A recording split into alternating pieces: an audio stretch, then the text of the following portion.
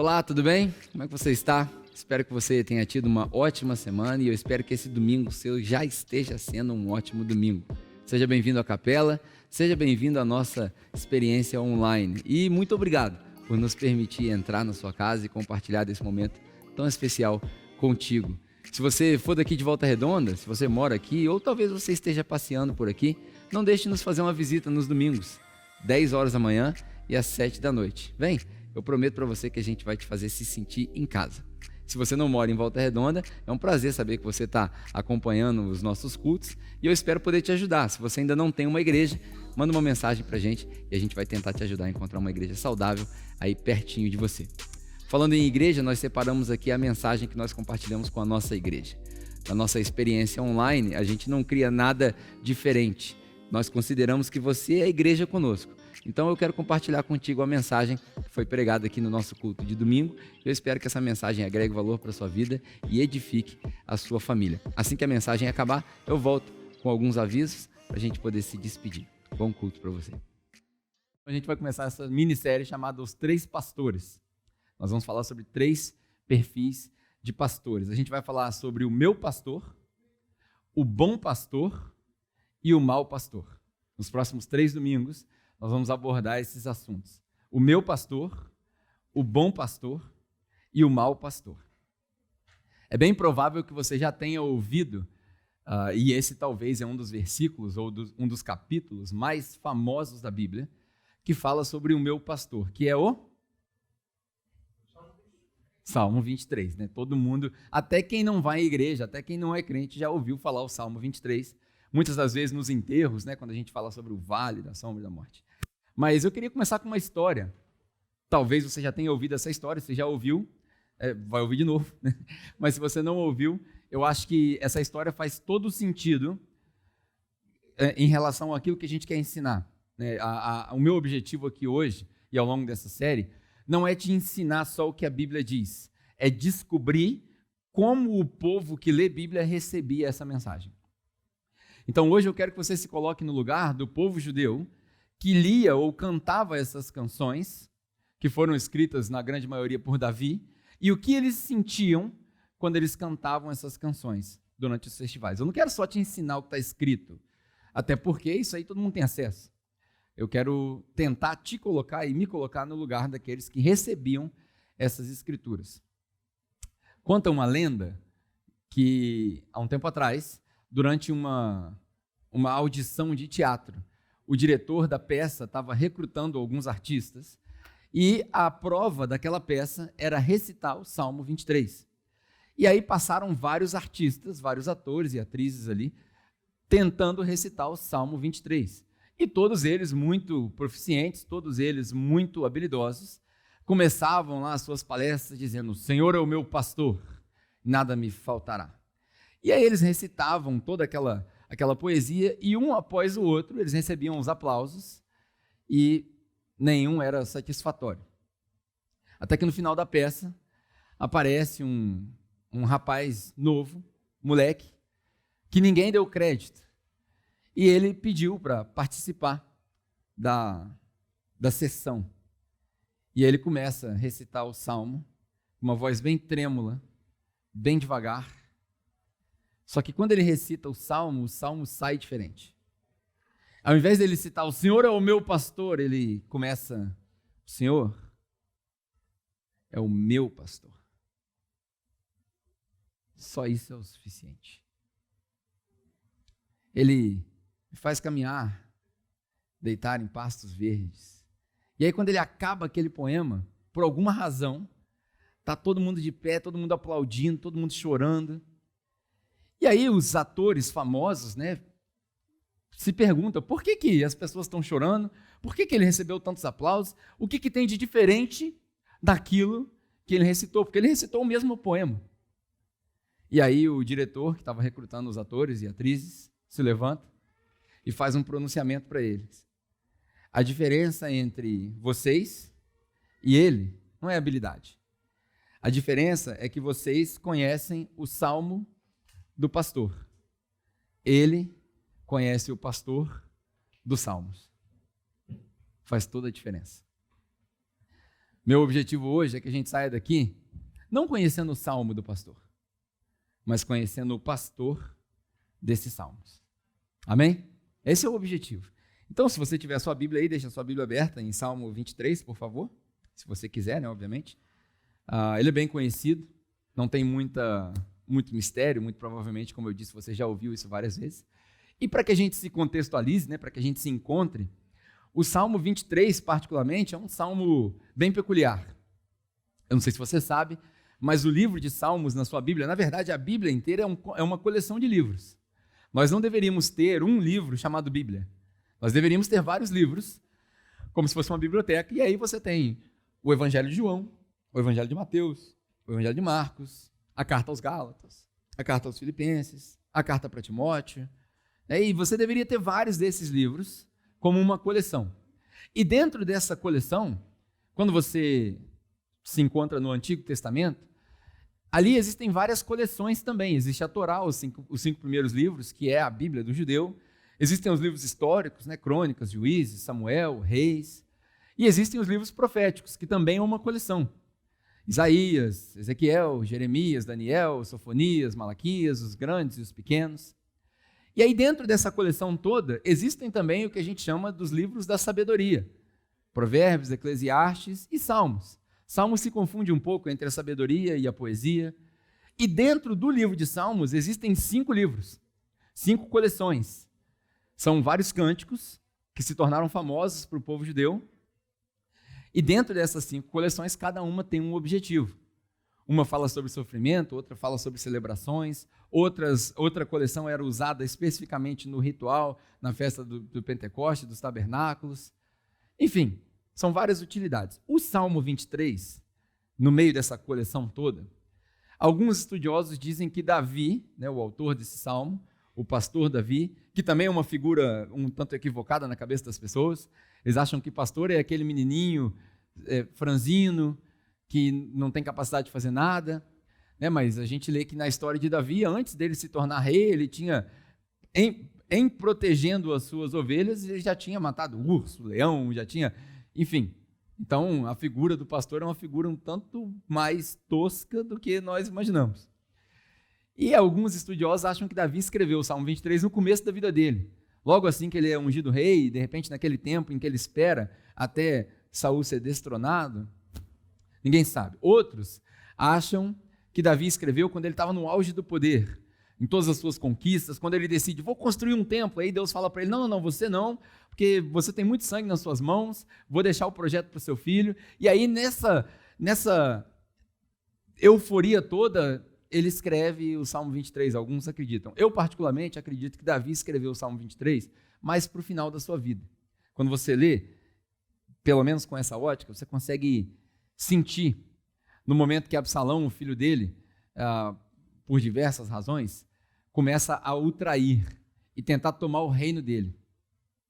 Aí você sente o peso de quando ele fala, ainda que eu passe pelo vale da sombra da morte. Quando eu leio isso, eu fico imaginando um pai sendo traído pelo seu filho. Talvez, né, com essa ótica, fique mais fácil de entender como Davi se lembra, depois de todas as conquistas, depois de ter sido rei, ele se lembra da época em que ele, novo ainda, aprendia com o pai as práticas do pastoreio no campo e por aí vai. E quando Davi escreve isso, ele tinha um público em alvo, ele queria falar para o povo dele, para o povo judeu.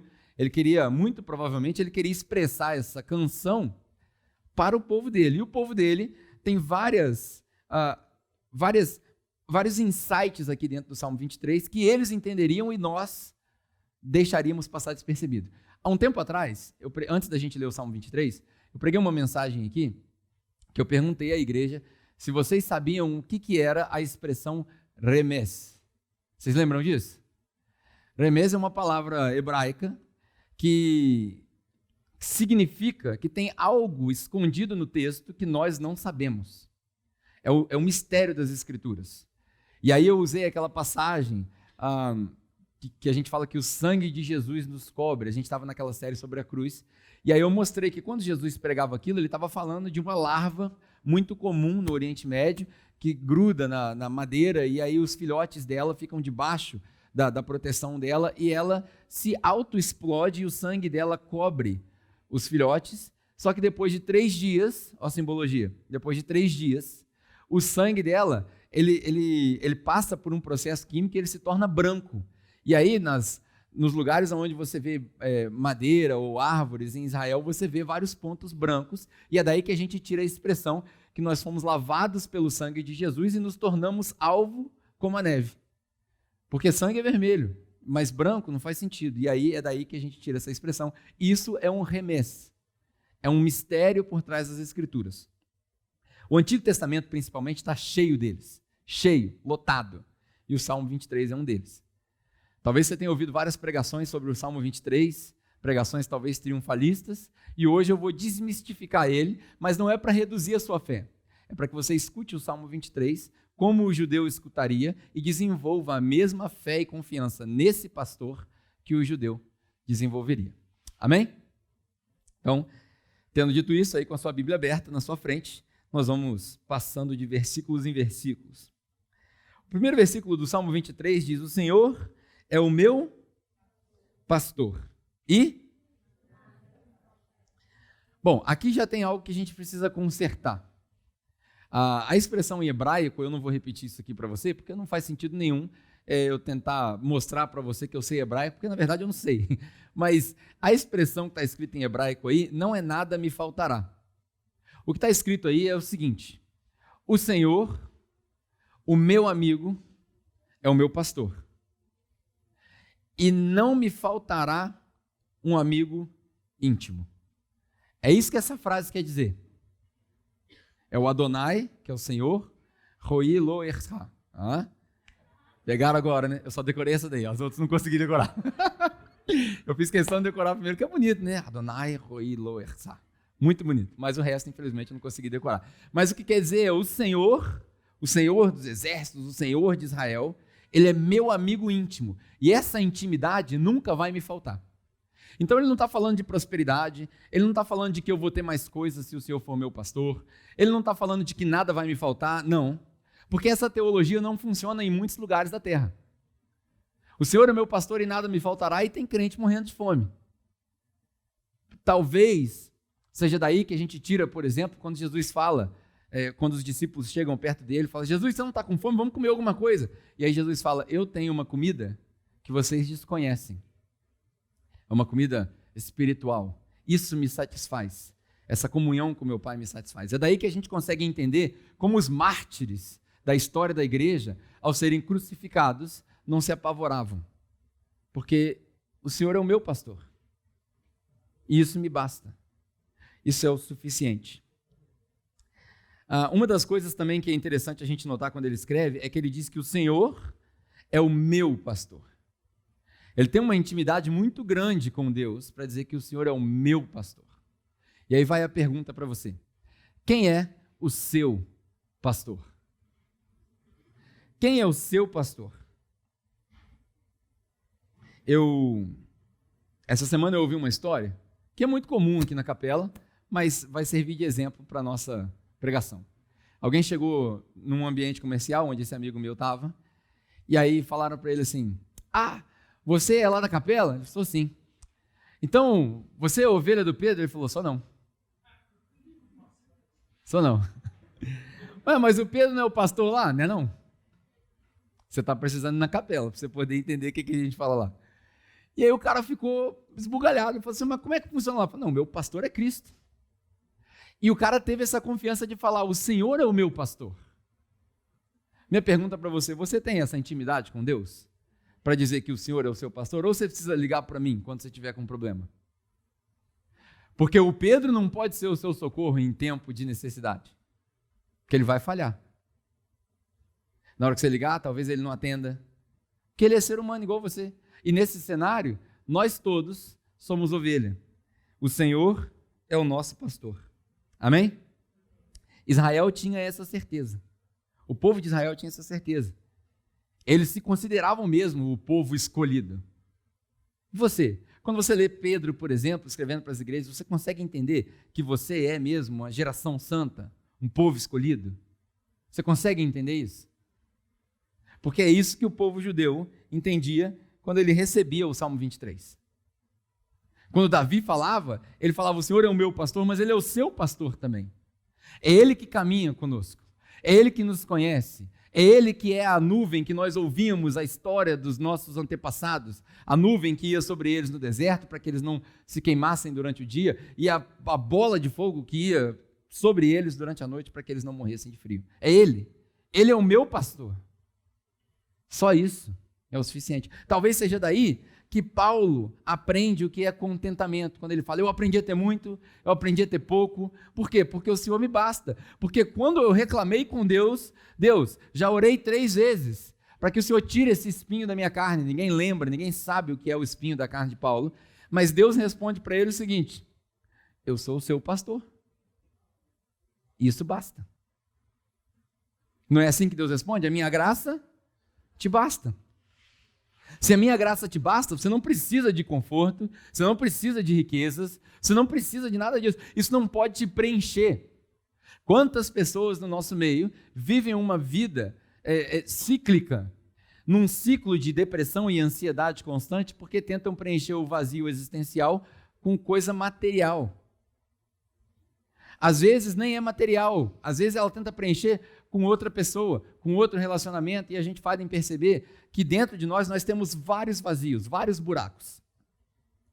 Já dizia o Abraham Maslow, no estudo dele da psicologia humana, nós temos várias necessidades. Você tem necessidades fisiológicas, você tem necessidades sociológicas, você tem necessidades econômicas, todos esses são vazios.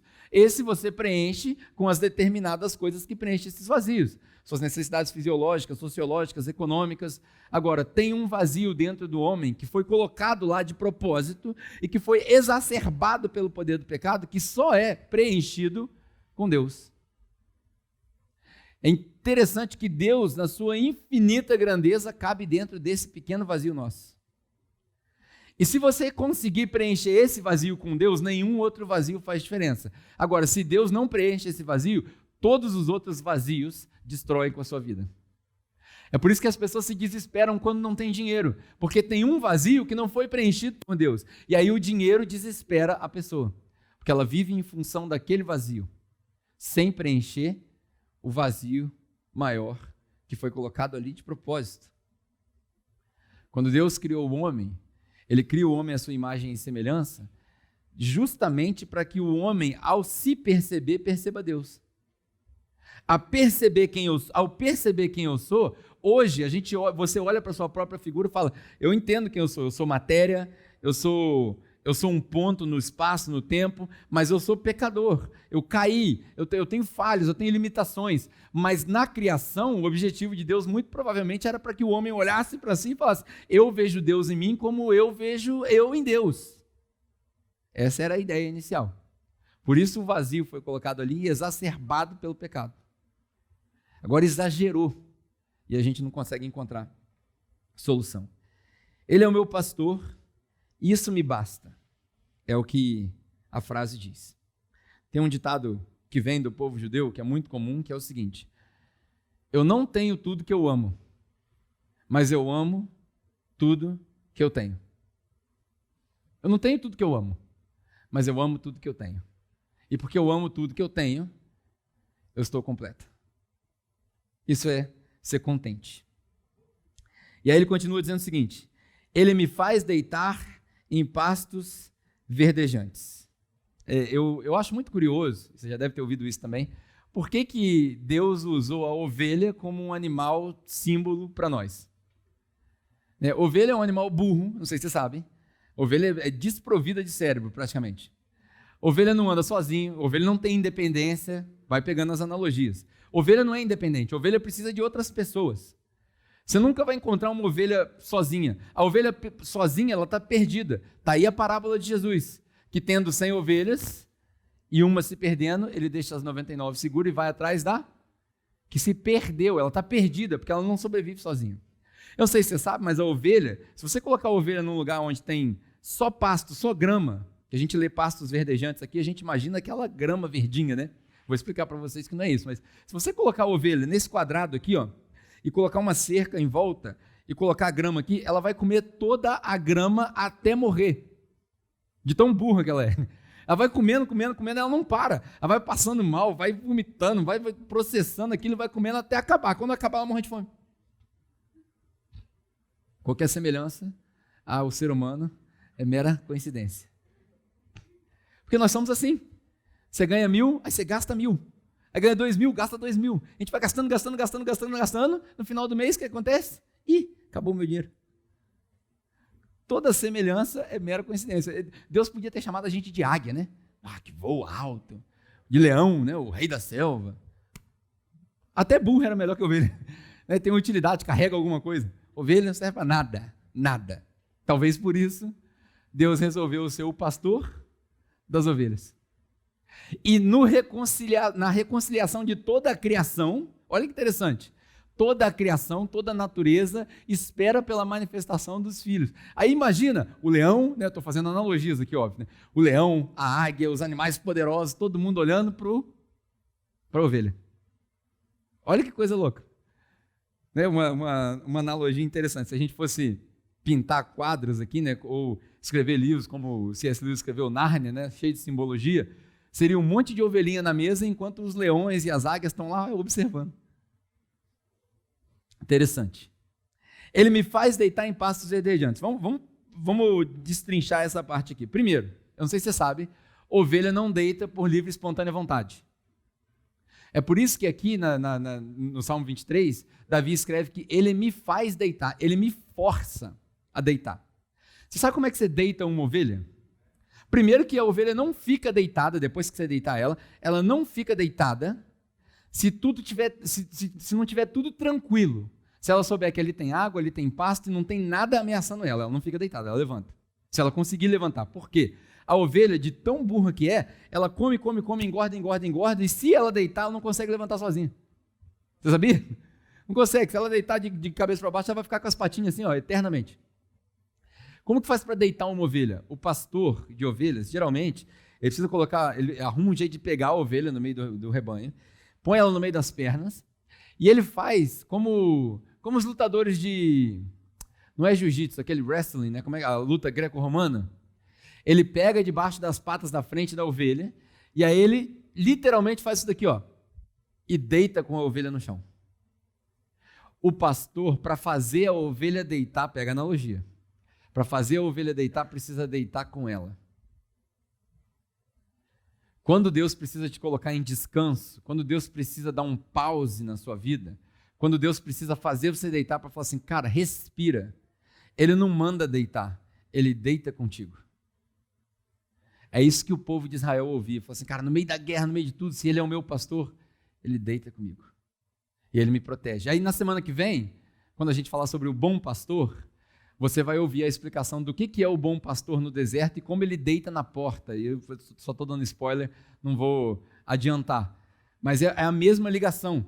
O Salmo 23 e João capítulo 10, que é provavelmente o que a gente vai falar semana que vem, tem uma ligação, é quase que um transcreve por cima do outro, quando Jesus está falando do bom pastor. Então ele me faz deitar, e quando ele me faz deitar, aí é que está escrito, ele me faz deitar sobre pastos verdejantes. Eu preciso que você pense num negócio. Quando a gente lê aqui verdejantes, o que a gente imagina? Falei aqui, né? Um campo de futebol, com aquela grama verde, tudo, né? Tipo PSG, Barcelona, aquela grama perfeita. Mas você precisa lembrar que Davi estava onde? Onde Davi morava? No deserto. Lá o tempo é árido. Lá não tem essa vegetação desse jeito. Aonde tem vegetação desse jeito é plantação de trigo, de uva. E aí as ovelhas, mais uma analogia, as ovelhas, elas eram excluídas na hora de pastar. Porque como a ovelha é burra, se ela for colocada onde tem plantação de trigo, ela vai comer tudo. E aí ela acaba com a plantação. Então a ovelha tinha que ir pastar longe. Se você for em Israel, eu nunca fui em Israel, mas se você for em Israel, eles fazem essas caravanas e os pastores vão te mostrar onde que eles vão levar as ovelhas para pastar. Eles vão lá para o deserto. E no deserto, não sei se você sabe, mas no deserto não tem grama verde. A pastagem, o pasto verdejante que o pastor faz as ovelhas deitarem aqui, é literalmente quando o rebanho das ovelhas vem todo junto. No deserto, principalmente nessa região aqui da onde eles estavam, que chama, eu não sei como é que fala em hebraico, mas Em inglês a gente lê Wadi, em português eu não sei como é que fala. Mas essa região, que é a região mais famosa, que é muito provavelmente onde Davi levava as ovelhas e todos os pastores daquela região ali, é uma região muito rochosa, muita pedra, e por causa da umidade no deserto, a umidade da noite, as vegetações, elas nascem perto da pedra. Você já viu na sua calçada quando nasce um matinho na pedra? Quem aqui já viu aquele matinho na pedra? Aquilo ali é o pasto verdejante. Aquele matinho no meio da pedra. O que Davi quis dizer quando ele fala, ele me faz deitar sobre pastos verdejantes? Ele quis dizer o seguinte, eu posso não ter alimento para a minha vida inteira, mas eu confio no meu pastor para a minha próxima refeição. Você entendeu? Eu não tenho o alimento para a minha vida inteira garantido aqui, mas eu confio no meu pastor para a minha próxima refeição. Senhor, nos ensina a orar, porque nós não sabemos orar. Quando vocês orarem, orem da seguinte maneira, Pai nosso, que está nos céus, santificado seja o seu nome, venha a nós o vosso reino, seja feita a sua vontade, na terra como no céu. O pão nosso, de que dia? De cada dia. O Senhor nos dá? Hoje. Não, amanhã é outro dia. Hoje.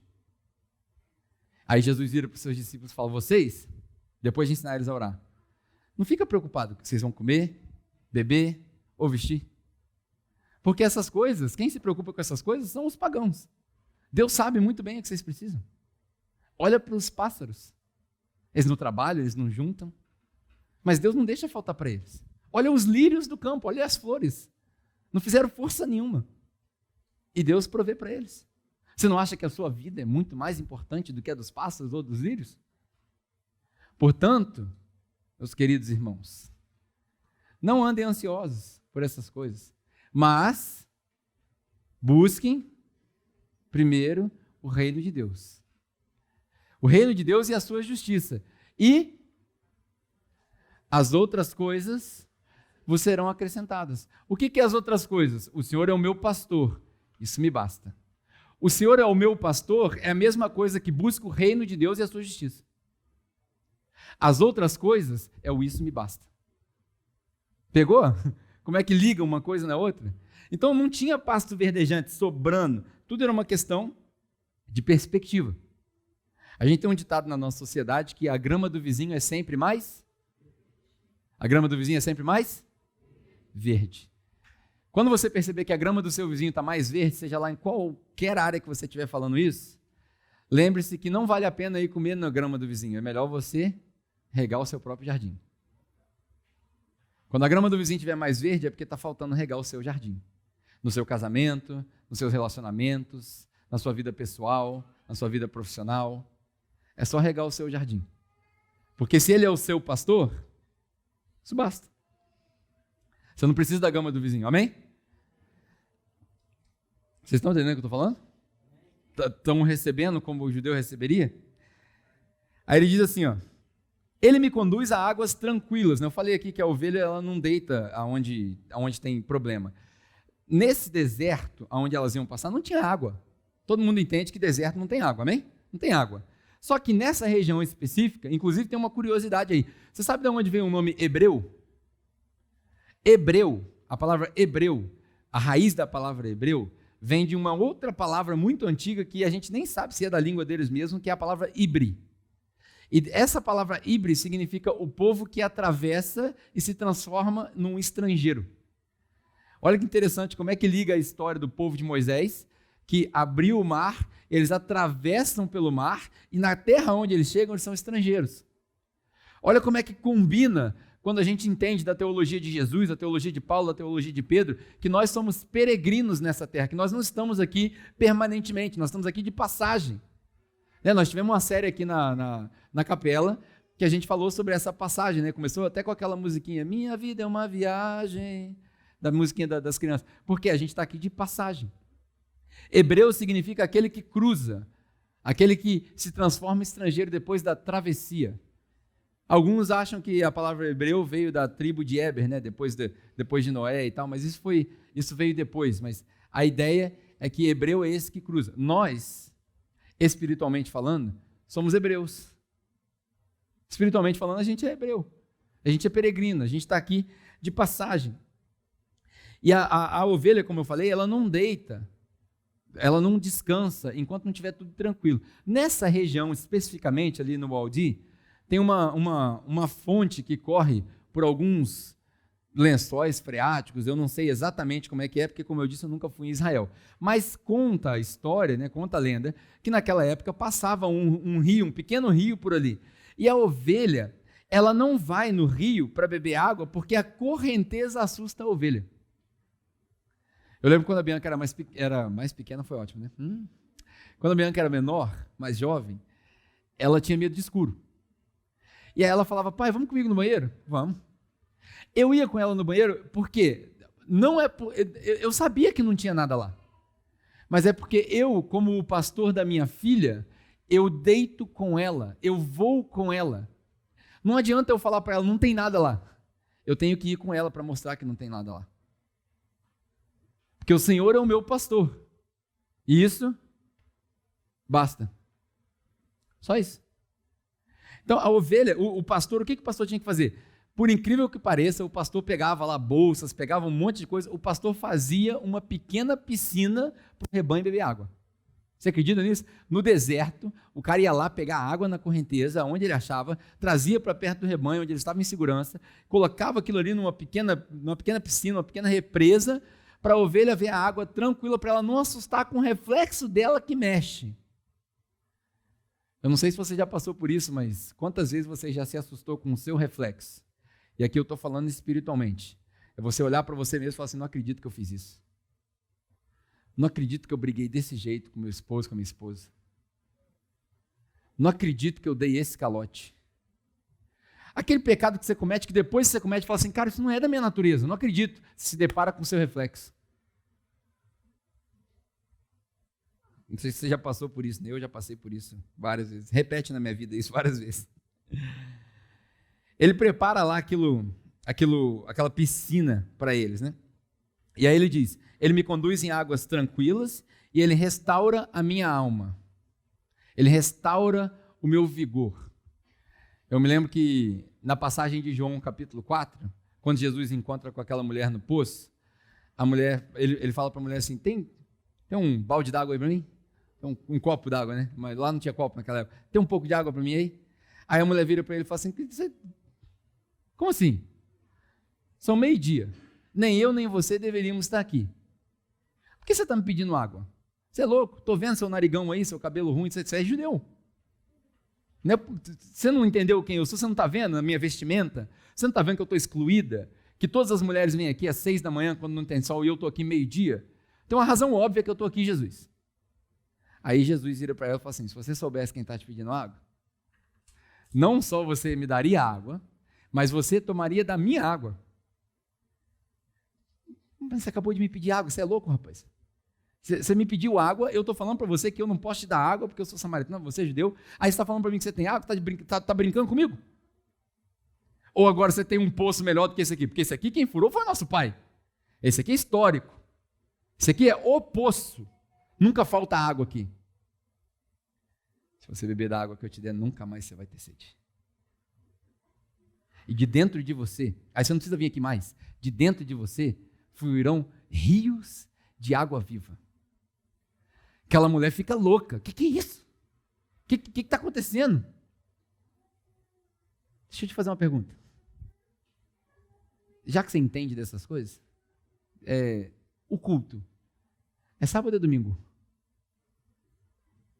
É em Jerusalém ou é no Gerezim? Aí Jesus fala para ela assim, não é nem sábado nem domingo, pô.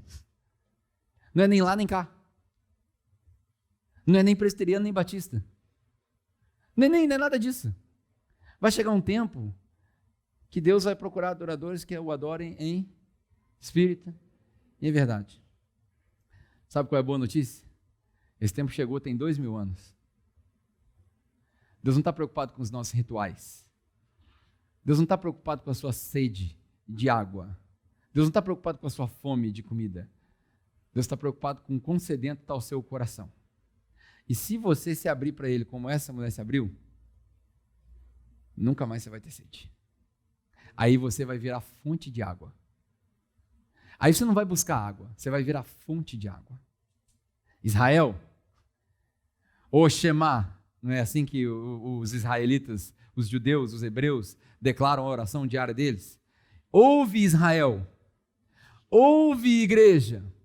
Acabou o tempo de você buscar água na igreja, chegou o tempo de você ser fonte de água. A igreja não pode mais providenciar bebedouro para as pessoas, a igreja tem que ser nascente de água viva. As pessoas têm que chegar aqui na igreja e encontrar os crentes, e antes de começar o culto, já começou a conversão. Essa é a ideia que Jesus tinha quando ele fala sobre água que sacia. E aí, quando a gente termina isso daqui, você vai ver que ele vai começar a mudar o tom da conversa. Até agora ele está falando da experiência dele de pastor, da experiência da intimidade dele com Deus, e daqui a pouco ele vai mudar o tom da conversa, né? Eu percebo que nesse ponto vem uma realidade que para nós é muito difícil. Nós somos criados numa sociedade que quer ser independente. A gente cria os nossos filhos para o mundo, não é assim que a gente fala? A gente cria os filhos para o mundo, para eles serem independentes, não precisar de ninguém.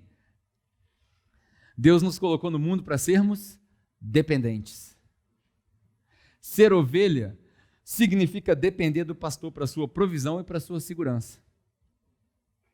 Presta bem atenção no que eu vou te falar agora, porque vai soar como um apelo a um voto de pobreza.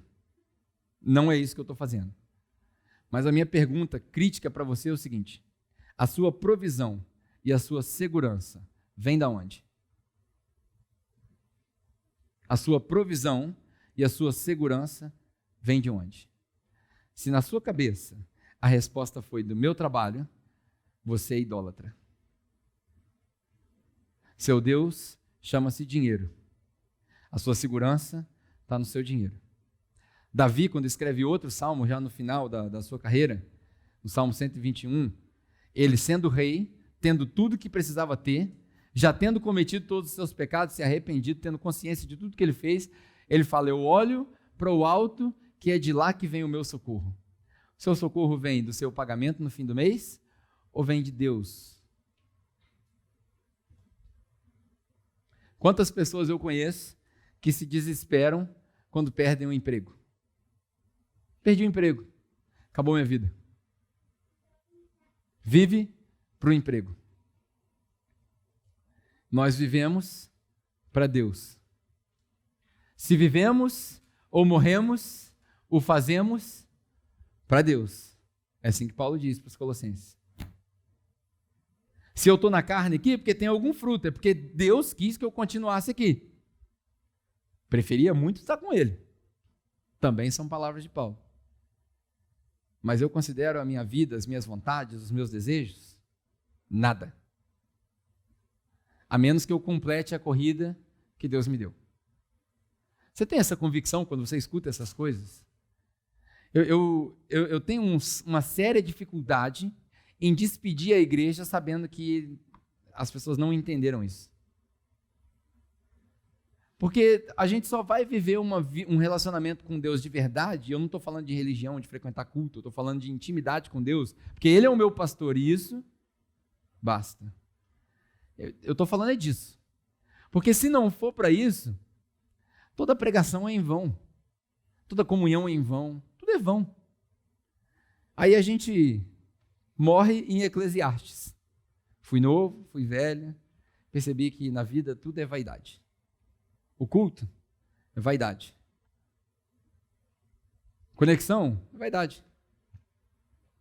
Comunhão, vaidade. Acumular bens, vaidade. Uma vida devota de oração de joelhos, vaidade. Tudo vaidade. Se não resultar em intimidade com Deus. Aí ele fala assim: Ele guia-me pelas veredas da justiça por amor ao seu nome. Ele me guia pelas veredas da justiça por amor ao seu nome. Veredas é uma palavra que eu não uso no meu dicionário todos os dias. A única vez que eu uso veredas é quando tinha aquela livraria antiga em Volta Redonda, eu vou lá na Veredas. Nem sei o que é. Eu presumo, pela minha leitura, ou pelas outras traduções, que veredas seja um sinônimo de caminho. Vai pelo caminho da justiça. E aí, como o meu objetivo é que você entenda da maneira que o judeu entende quando ele vê, Quando ele fala, ele me guia pelas veredas da justiça, o que ele está querendo dizer, o pastor que leva as ovelhas para o deserto para pastar, geralmente, a gente vai chegar na parte do vale da sombra e da morte aqui, geralmente quando ele precisava subir as montanhas depois de passar pelo vale, não dá para subir reto, porque as montanhas eram muito íngremes, era muito perigoso para as ovelhas, elas não tinham essa habilidade. Então o pastor fazia um caminho que era circular. Quando você olha as fotos dos montes, dos desertos de Israel, você vai ver que os montes eles são desenhados com várias linhas horizontais, parece que é de propósito. Parece as linhas das pirâmides. Quando você vai em qualquer lugar onde tenha, por exemplo, acho que é bode montanhês que fala, né, aquela espécie, você vê essas linhas. O que é isso? É porque o pastor tinha paciência de ir andando em zigue-zague. E ele ia 500 metros, voltava 500 metros. Depois ele subia mais um pouquinho e voltava 500 metros.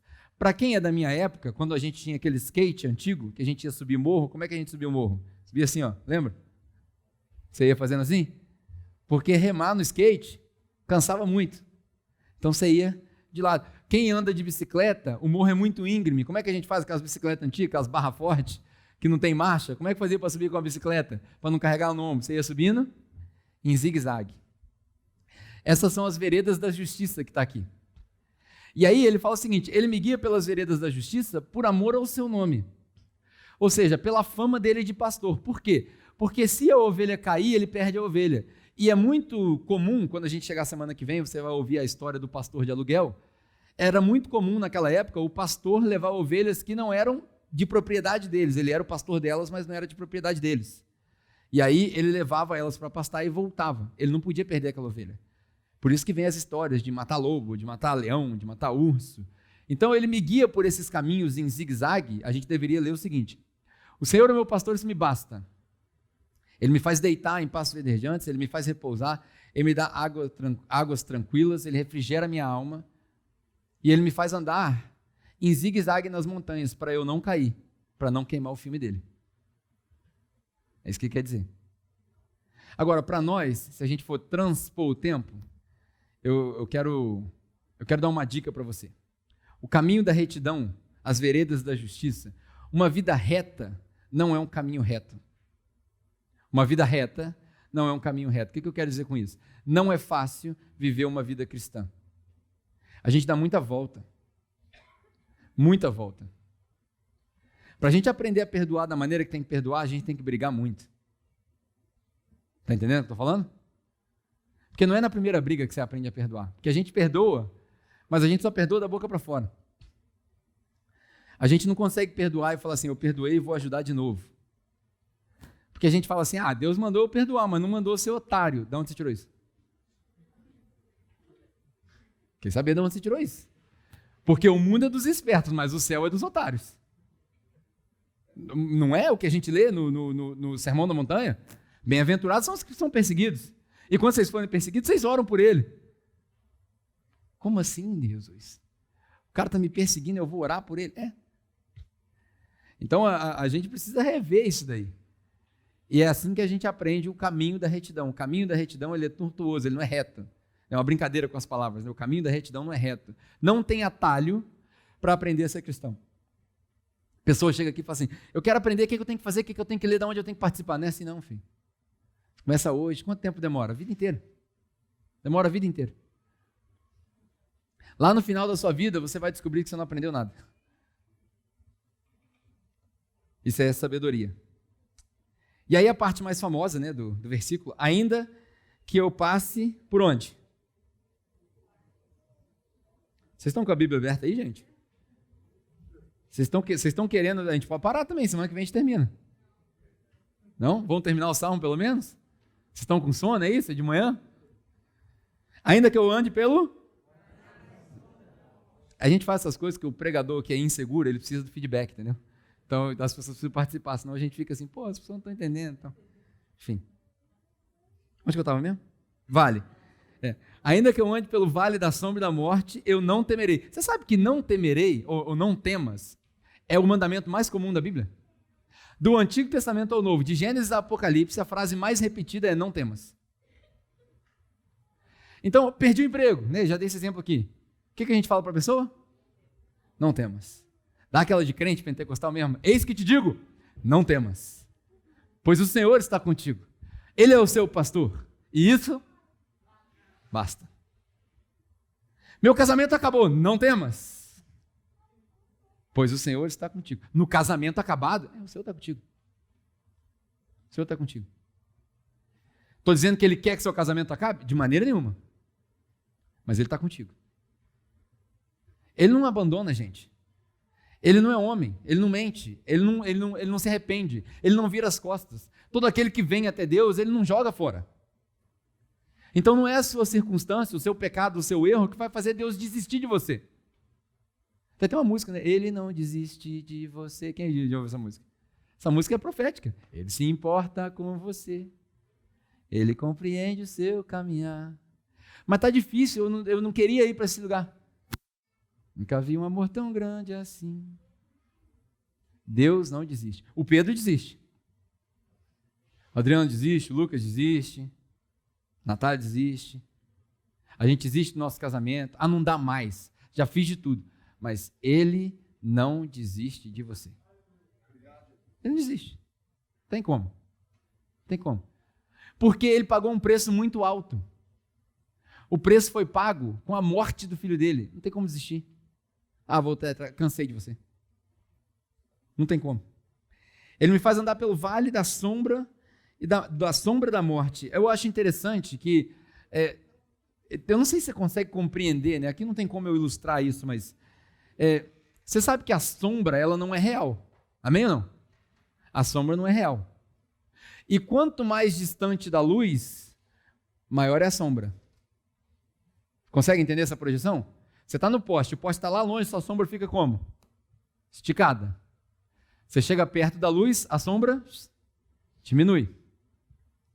Aí ele fala assim, ainda que eu passe pelo vale da sombra da morte. Esse vale aqui, muito provavelmente, era um dos vales desse deserto, Negev, sei lá onde que era, que ele geralmente era assim, pastei tudo que tinha que pastar aqui com as ovelhas. Não tem mais pasto, não dá tempo de voltar, porque vai ficar de noite, eu vou morrer, o pastor vai morrer, as ovelhas não, mas ele vai morrer. E se ele morrer, as ovelhas morrem.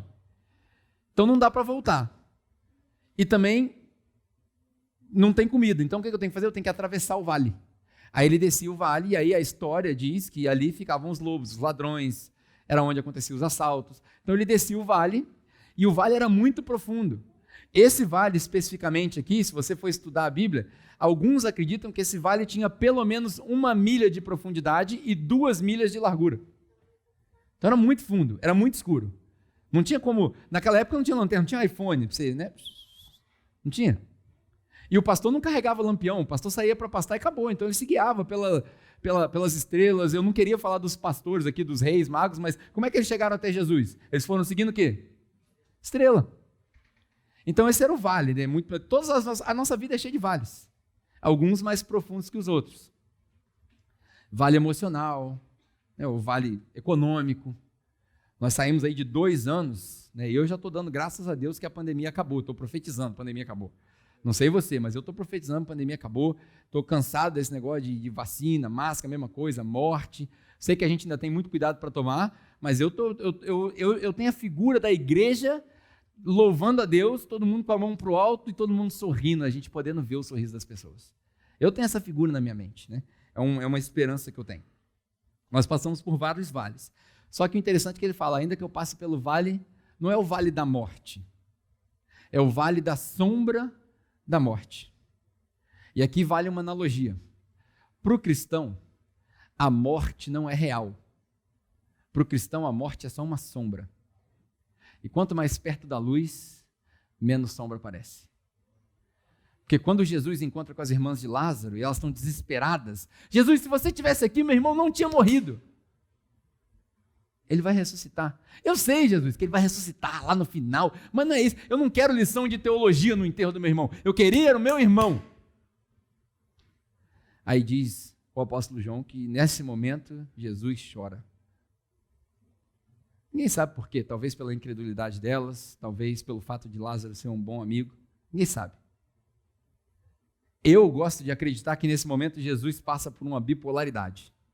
Ao mesmo tempo que ele está triste, porque Porque Jesus, ele se identifica com a gente, Jesus teve ansiedade, Jesus ficou nervoso, Jesus chorou. Nesse momento, dá um nó na cabeça de Jesus. Ele chora porque o amigo está morto, o humano chora. E ao mesmo tempo, ele dá um passo para trás, ele entende que toda a autoridade me foi dada nos céus e na terra. Portanto, Lázaro, sai daí, rapaz!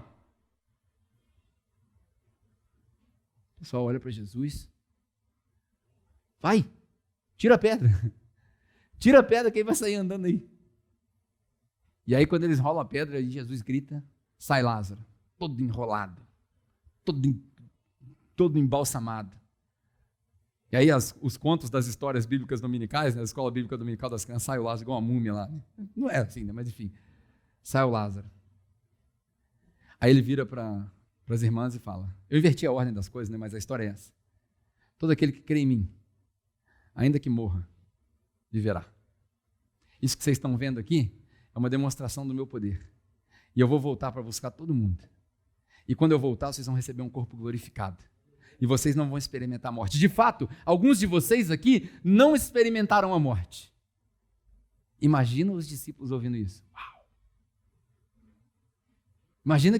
Imagina o judeu ouvindo isso. Imagina o cara entendendo o que é a ressurreição agora.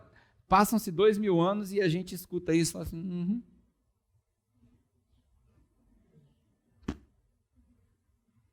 Eu realmente não consigo entender. A morte é uma sombra para o cristão de verdade. E aí ele fala, ele prepara para mim o quê? Uma mesa na presença dos meus inimigos. Não é isso que está escrito aí? Os judeus são muito triunfalistas, né, de natureza. Na verdade, o judeu se acha, né? O judeu, ele acha que ele é o último biscoito do pacote. Dessa vez eu acertei, né? Já falei aqui várias vezes, o último pacote da bolacha, né? Mas enfim, dessa vez eu acertei. Você viu que eu prestei atenção, o pessoal antigo aqui pegou, né? O judeu se acha a última bolacha do pacote. Nós somos o povo escolhido e tal. Aí, o autor do Salmo, Davi, fala assim, ele prepara para mim uma mesa na presença dos meus inimigos. Os judeus, tipicamente, interpretam isso como um banquete real. Porque o rei, ele nunca come em paz.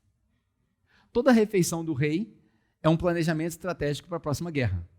Tem conselheiro sentado, é sempre uma confusão. O rei não almoça em paz. O rei não come em paz, ele nunca tem paz de verdade. Então ele está sentado, os inimigos estão observando, a qualquer momento pode estourar uma guerra, mas ele está comendo. Mas não é isso que quer dizer aqui. Quando o judeu ouviu esse salmo aqui pela primeira vez, não é isso que quer dizer. Porque o Davi se tornou o rei famoso por ser vitorioso. Mas antes de Davi, eles vieram de várias crises. Sucesso e crise, sucesso e crise. Então eles não tinham essa identidade de nação vitoriosa. O que eles ouviam aqui, e agora isso vai te surpreender, é que nessas montanhas do deserto, geralmente quando o pastor está procurando um lugar seguro para as ovelhas, e aí mais uma vez, semana que vem nós vamos falar do bom pastor, e eu vou te mostrar como é que era que o pastor protegia as ovelhas lá. Mas quando eles procuram um lugar para passar a noite, porque não dá tempo de voltar para casa, eles procuravam um lugar plano. No topo de uma dessas montanhas íngremes, eles procuravam um lugar plano. E geralmente esse lugar plano, ele terminava num penhasco. Lembra da história dos porcos? Que os demônios chegam para Jesus lá do Gadareno e falam, deixa que a gente entre nos porcos. Daí ele entra nos porcos e os porcos fazem o quê? Se jogam de onde? De um penhasco. É exatamente isso daí, porque o Gadareno, ele precisou atravessar, ele foi para uma região desértica, lembra? Que ele estava preso, que ele estava longe da cidade. Então ele estava ali numa dessas regiões que eram planas e os porcos se jogam. Essas regiões planas, no topo das montanhas, se chama, sabe o quê? Mesa.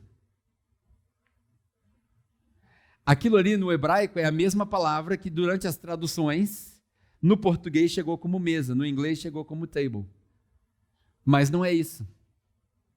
Essa é uma das interpretações, e para mim é o que faz mais sentido, porque ele estava falando de ovelha, ele estava falando de tudo isso, então ele fala, ele prepara para mim uma superfície plana na presença dos meus inimigos. Quem são esses inimigos? É o lobo, é o leão, é a hiena, é o tigre, que vieram lá do vale da sombra da morte, acompanhando o pastor, esperando o momento do bote. Só que ele não sabe que quando ele chega lá, mais uma vez, semana que vem, João capítulo 10, a gente vai falar sobre isso, ele vai preparar o terreno e o pastor fica na porta para proteger e para assustar os predadores, bem na pontinha da mesa.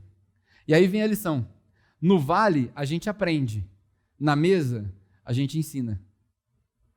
O que eu quero dizer com isso? Nós aqui, na sua vida, na sua dificuldade, na sua individualidade, na sua família, você vai aprendendo as lições e Deus vai tratando, vai formando seu caráter.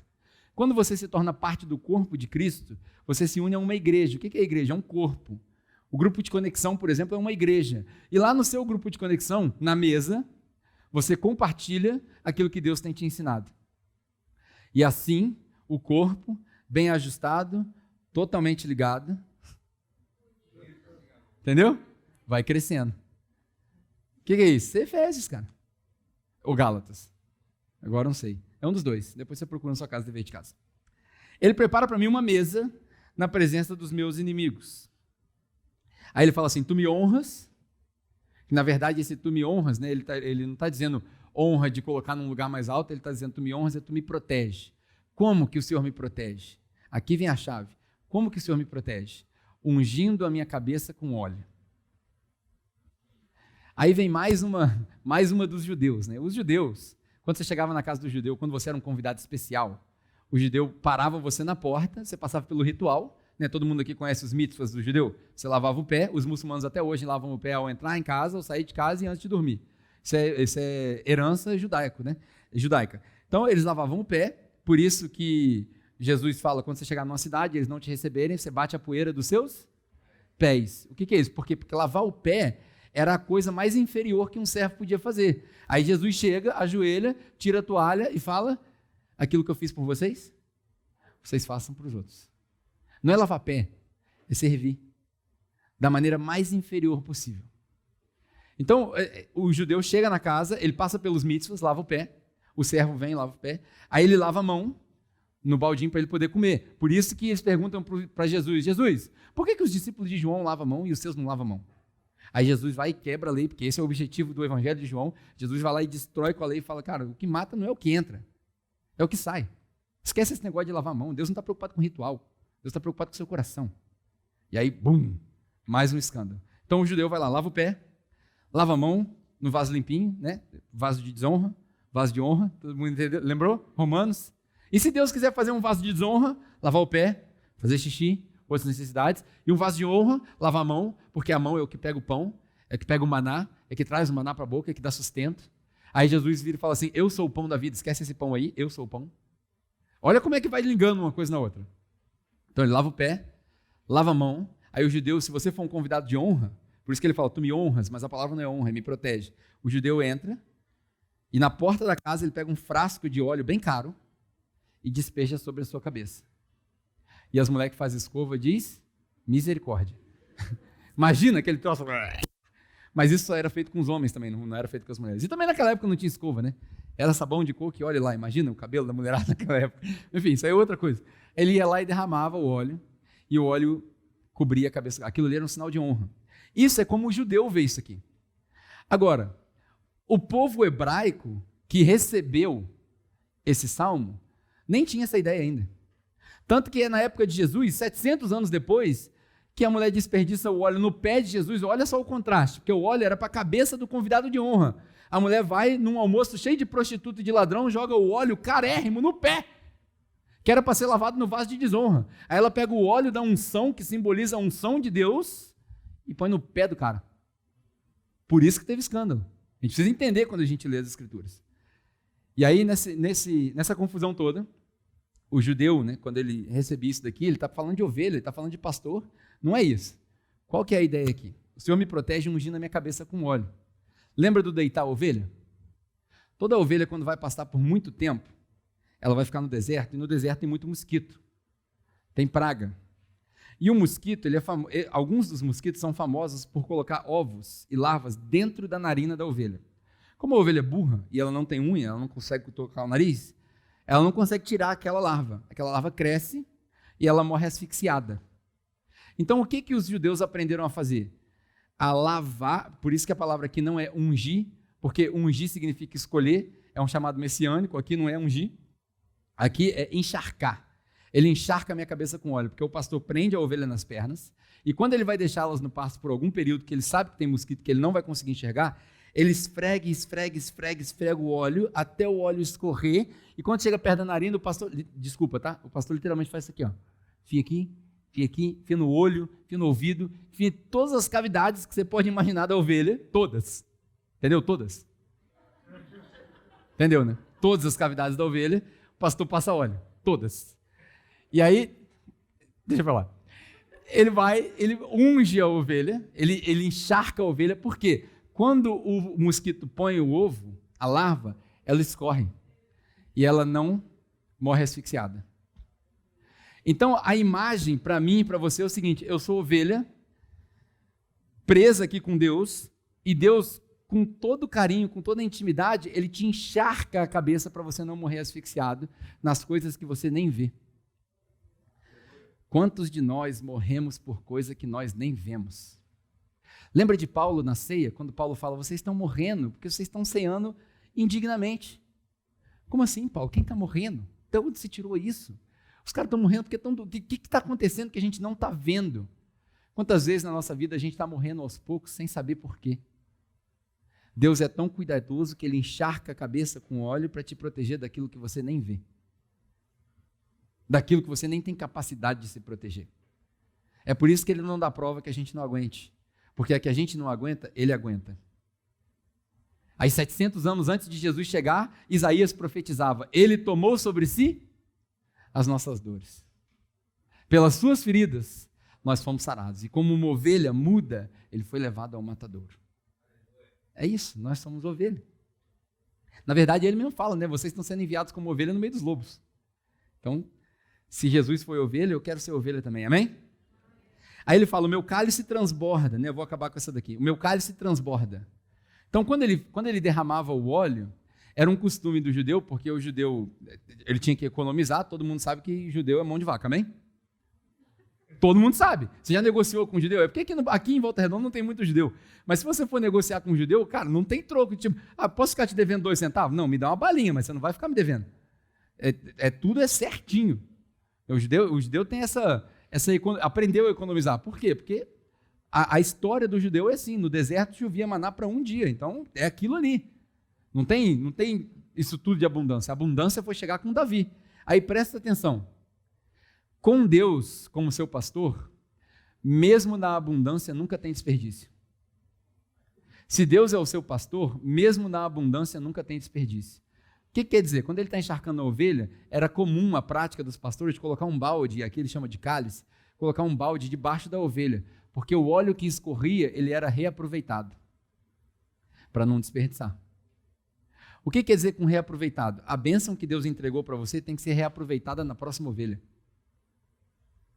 O que Deus entrega para você de revelação, de conhecimento, de intimidade, de dinheiro, de tudo que for, se ele não for compartilhado com a próxima ovelha, ele está sendo desperdiçado.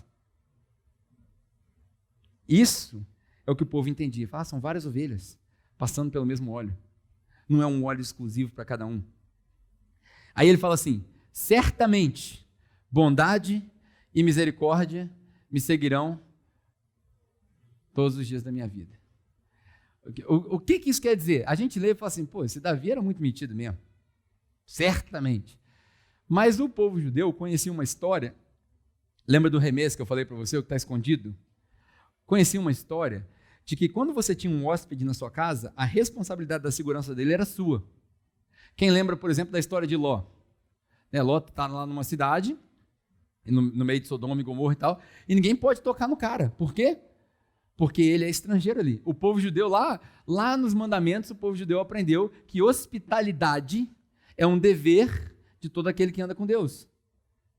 Em Juízes, no capítulo 19, você pode fazer esse exercício na sua casa. No capítulo 19 do livro de Juízes, tem a história de um cara que chegou numa cidade, no meio ali de Gibeá, agora não me lembro exatamente onde que era, e ele chega naquela cidade e ele não é bem acolhido.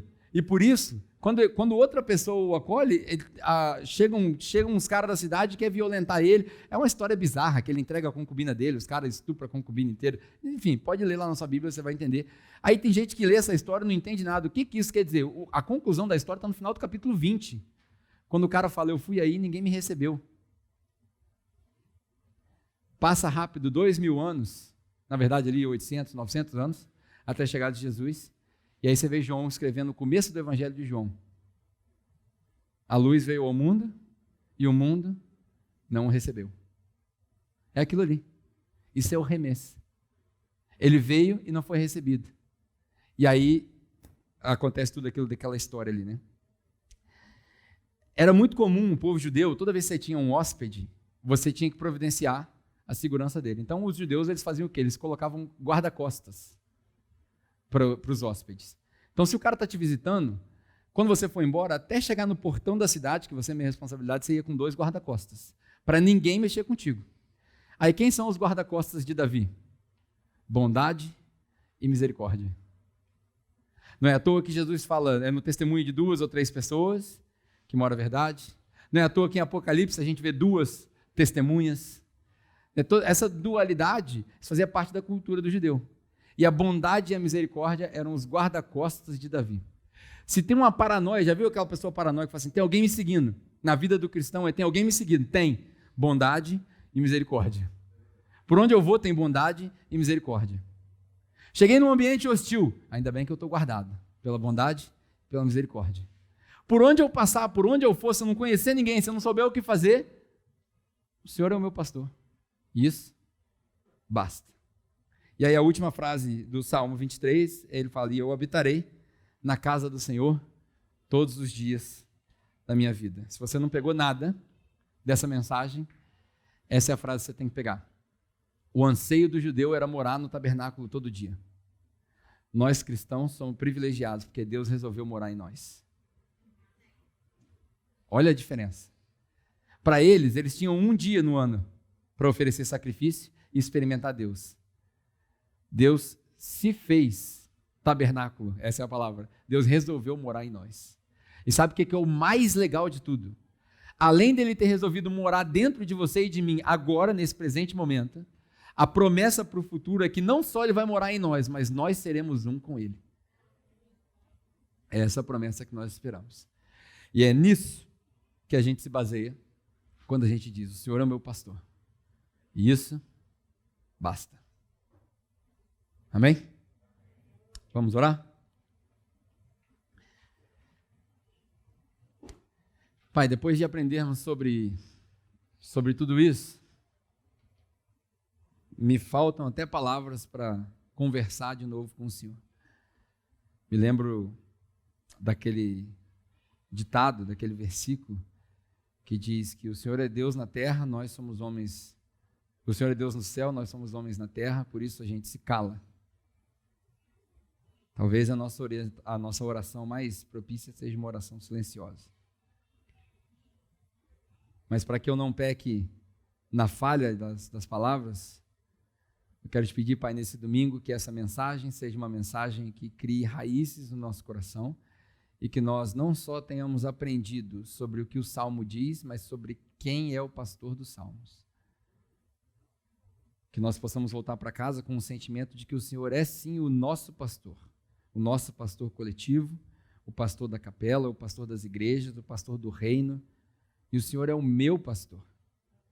O Senhor conhece os meus problemas, o Senhor sabe das minhas dificuldades. Por mais individualista que isso pareça, o Senhor é tão cuidadoso que o Senhor cuida de mim. O Senhor cuida de cada um de nós. Por isso, Pai, eu quero te agradecer, porque o Senhor é o meu pastor. E todo o resto dessa canção e dessa oração é irrelevante, porque isso basta. O Senhor é o meu pastor e isso me basta. Que a nossa jornada de volta para casa seja uma jornada surpreendente, que as conversas do almoço sejam frutíferas, entendendo quem é o Senhor para nós. E que essa semana seja repleta de oportunidades de ter comunhão com o Senhor como nosso pastor. Prepara a sua igreja, abre portas, crie relacionamentos e conexões durante a semana para que nós possamos compartilhar desse evangelho. Se há alguém entre nós que ainda não conhece o pastor desses salmos, a minha oração é que o Senhor se apresente para eles da maneira mais simples possível, para que eles tenham um encontro com o Senhor e resolvam caminhar nesse rebanho. Pai, obrigado por tudo isso. Em nome de Jesus. Amém. Bom, é isso. Espero que você tenha sido abençoado por essa mensagem, espero que ela tenha agregado valor para a sua vida e, mais importante, que ela te faça pensar durante a semana. Por falar em pensar, aqui a gente gosta muito da ideia dos nossos grupos de conexão. Para nós, são as nossas pequenas igrejas. São grupos pequenos de pessoas que se reúnem em volta daquilo que a gente pregou aqui, ou em volta daquilo que eles estão aprendendo, que Deus tem falado com eles, ou às vezes só para dividir as suas dores, compartilhar as suas alegrias. Nós acreditamos que isso é ser igreja. E eu quero encorajar todo mundo que acompanha os nossos cultos a participar de um grupo de conexão. Se essa for a sua vontade, basta você escanear esse código aqui e nós vamos fazer um esforço sobrenatural para te conectar a um desses grupos. É um prazer para nós. E por falar em códigos e toda essa tecnologia, hoje em dia tudo é tecnológico e talvez você esteja assistindo essa mensagem e queira contribuir conosco financeiramente. Todos nós sabemos que tudo que a gente faz custa alguma coisa. Se esse é o caso e você quiser contribuir conosco de maneira generosa, sem pressão nenhuma, você não precisa se sentir obrigado, basta você escanear um desses códigos que vai aparecer aqui na sua tela. Tem o nosso código do Nubank, tem o PicPay e tem a nossa chave Pix. Da maneira que você escolher, a sua contribuição vai direto para a capela e vai nos ajudar a expandir a nossa missão, a continuar com a nossa missão de pregar o Evangelho online também. Bom, eu espero que você tenha sido mais uma vez abençoado por essa mensagem. Não deixe de participar das nossas atividades durante a semana e eu espero te encontrar no nosso próximo culto, no domingo que vem, online, não sei, 7 horas. É isso aí, 7 horas, show. 7 horas da noite, domingo que vem, nós temos outro culto e eu espero poder te encontrar aqui também. Um abraço, Deus te abençoe e até lá.